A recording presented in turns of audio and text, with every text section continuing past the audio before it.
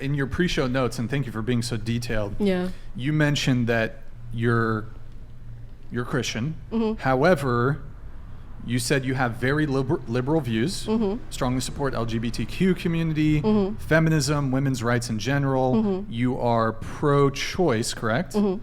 Especially the choice to have an abortion. You're into socialism and unconventional family dynamics. What does that mean, really quick? What is unconventional family? I'm going to use a like small... polygamy?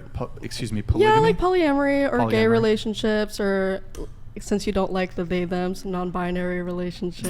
It's not that I don't like them, and I'm not using that word in the pronoun sense. I just, the pronoun thing is confusing to me. I can explain it to you later. Well, it's... Or right now.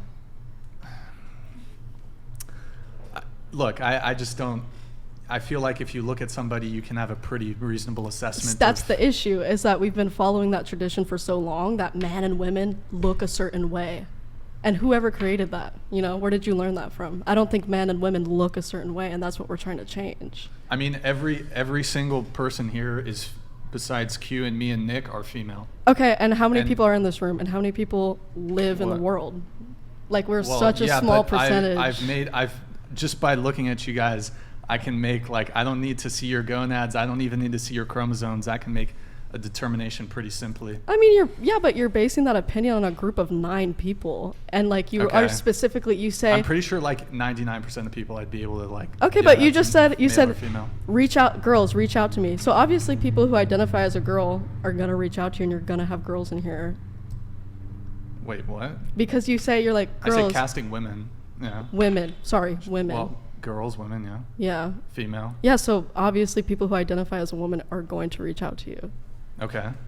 So you can't make that assessment based on just who's on your podcast. Well, I mean, I could walk around Isla Vista and with probably a 99% certainty determine whether someone's a male or female.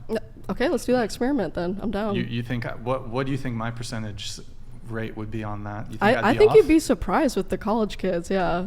I think I could probably, even somebody who considers themselves non-binary, I think I could guess whether they're male or female. Well, that's the issue. Well, do you at least acknowledge that somebody who's non-binary is male or female? No, they're not male or female, they're non-binary. No, that's gender. I'm talking about sex. I'm not gonna try to guess someone's biological sex. What? For what reason would I do that? You do acknowledge there's a difference between gender and sex, though? Yeah. Okay. Mm-hmm. But so male and female, that's in reference to sex, not gender. Okay. So then what was we can your have question? a conversation about man and woman. Okay.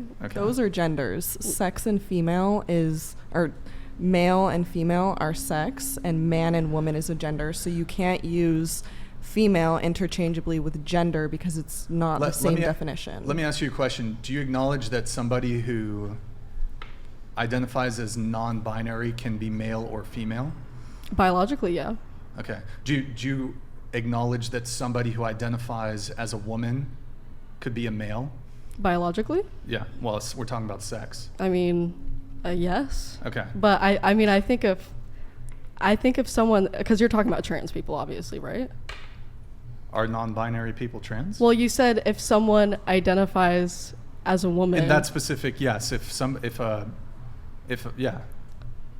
Well, I mean, yeah. Biologically, they started as a male, but I like to consider them a female because I'm gonna respect their preference. No, well, you cannot become a male or female. I think that's just a difference in opinion between you and I right here. Even I would say even mainstream people who are transgender would agree that you cannot become a different sex. You cannot become a female. You cannot become a male. There is a conversation about becoming a man or becoming a woman. That's very different, though. I mean, what about if you get a gender reversal surgery or isn't that essentially kind of, I mean... You can get fake tits. That doesn't make you a male. At its core, yeah, you still have XX chromosomes or XY chromosomes, sure. But you can transition as much, as you want to. Yeah, as you can. Need to.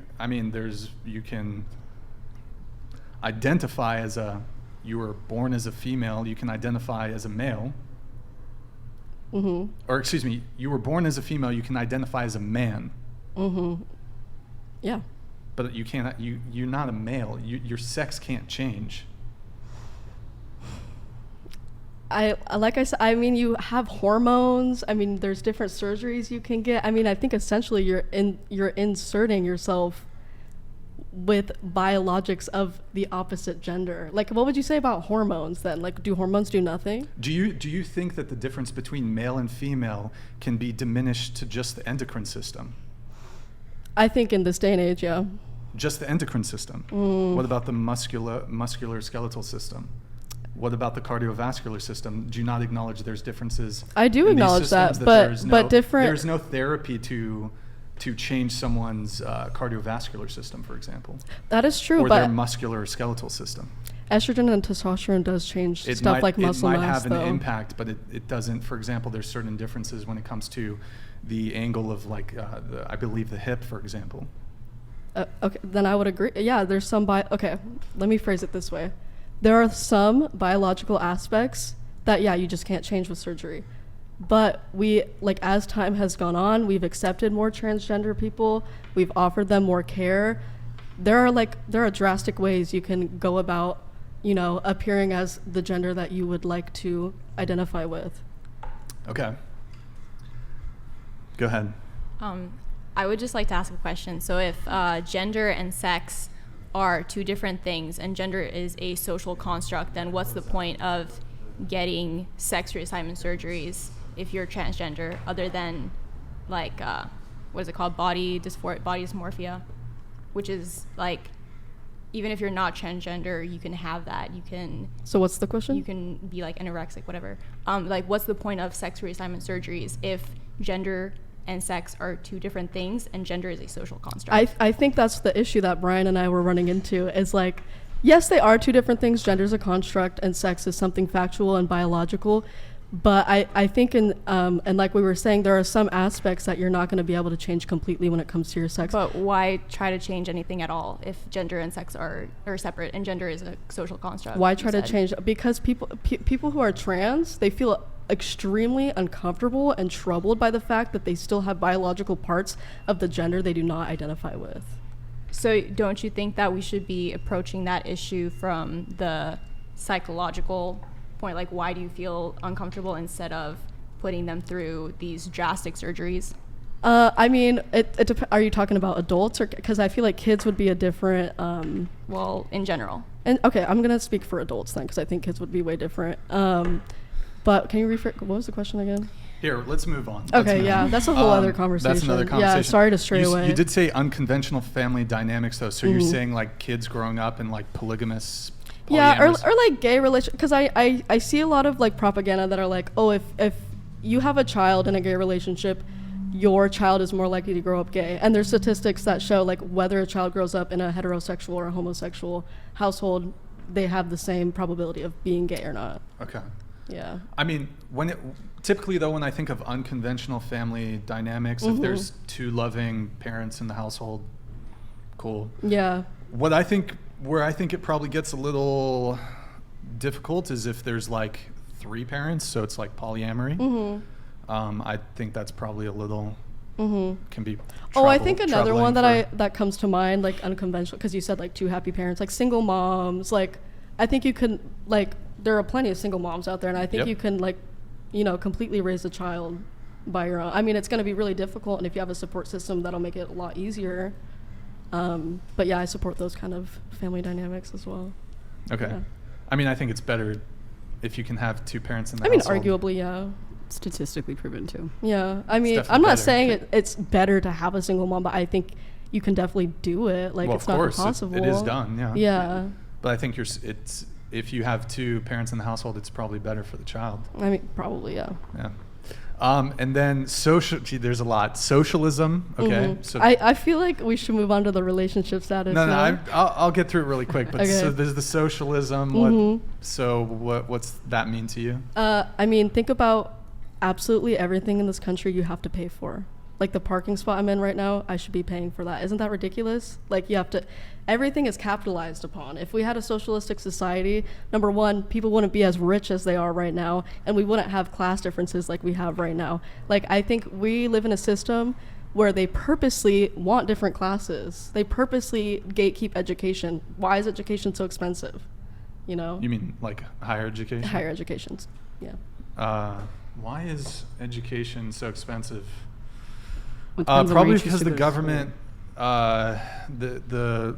you cannot discharge your student loans through bankruptcy. Therefore, these companies, both the government and corporations that issue student loans, have no incentive to deny people student loans because it can't be discharged in bankruptcy. So, yeah, that's probably part of it, I reckon. Yeah, but that's the thing is, like, isn't that unfair? Like, because you're talking about all these corporate, like, if we didn't live in such a capitalistic society, we wouldn't have a conversation about all these big corporations because they'd be under control. So are you proposing what? Like, how should society look? I mean, obviously, I'm not going to change the whole society by myself, but how should it look? I mean, look at countries like Norway. Like, Norway is a really small one, so it's a little bit hard to compare. Isn't Norway capitalist? No, they're No. socialist. They also have I a mean, population they have, of don't 6 they have million, an, though. economically There's though, no aren't they that. capitalist? No. They have a social, Mhm. I'm There's not two public super- universities, and you don't have to pay to go. Well, you can have free education, but still live in a, I'm not, this is not a topic I'm super well versed in. And that's but the other thing too, like, maybe chat can Yeah. tell me, I'm pretty sure Norway, it's still a capitalist society. no, I have a friend from Norway. My ex is Norwegian, so I can actually Yeah. answer this one. It's not a capitalist society, but it is very hard to live there. They do have free healthcare and free education, but they also have to serve in the military. Yeah, and they So you know, are you it's not an willing- So obligation. just, but let me ask, But so for men it is. let's just make sure we're talking about the same thing. So in Norway, you mentioned a parking spot earlier. Yeah. You're saying in Norway, you don't, look, this is not a topic I'm particularly well versed in. There's no currency in Norway? Don't they have kroners? Isn't the Norway Yeah, but kroners? not absolutely everything you have to pay for. Like, But- you have to pay for absolutely everything in this country. You have to pay for. I've been to Norway. It's very expensive. It's everything. I is don't, 40% but that's tax because as a well. lot of people have a lot of money because No, they don't. The average salary of a Norwegian individual is like 67,000, and it's more expensive to live there. It's $14 for McDonald's. Well, they're also very wealthy because of the government set up a fund related to their natural resources. Their what is it? Oil? I think so. like That very- one I'm not sure. I don't know. I don't know where we're. Welcome to the Whatever Dating Talk podcast. Okay, so society, you shouldn't have to pay for things, is what you're saying. Everything should be free. No, I don't think everything should be free. But But you mentioned the parking spot. That that's should be free. That's something I shouldn't pay. Okay, like when I go. Sorry, I'm gonna heat it because this is something that makes me mad. Like when I go to school, for example, UC Santa Cruz. Yeah. It's either I go and I pay for parking, and there's not like I could drive up there and there's like no parking, and I'm like, what am I gonna do? I'm just gonna be late for class. I have to risk getting a parking ticket, like parking in a spot I'm not supposed to. Or I take the bus that never comes like at the time it's gonna come. Like, why is transportation so difficult for me?